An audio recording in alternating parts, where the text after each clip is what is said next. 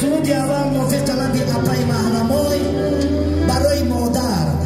بعد به نقص بازی مرحمت جمشید جان به جای خود نشینید. ما در خدمت شما سرودای ما پایانداز شما. خوش آمدید. نور دیدن تاج سر ای بندگان خدا.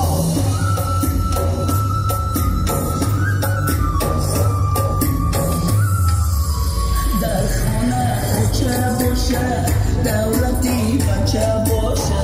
در خانه چه باشه دولتی بچه باشه. هر نازه بچه کنه ناز در دار چه باشه. آه میمرم دری آچه.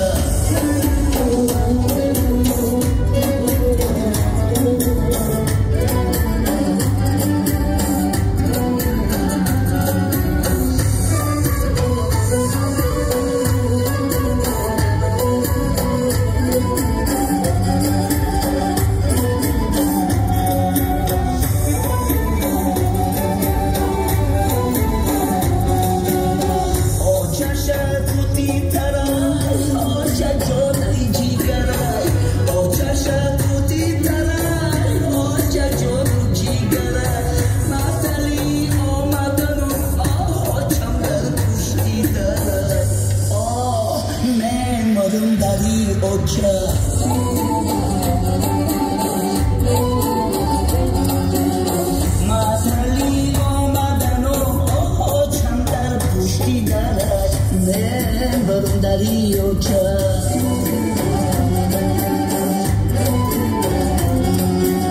در خانه اوچه باشه دولتی بچه باشه. در خانه اوچه باشه دولتی بچه باشه. هر نازه بچه کنه ناز در دار اوچه باشه. آه میمرم دری اوچه.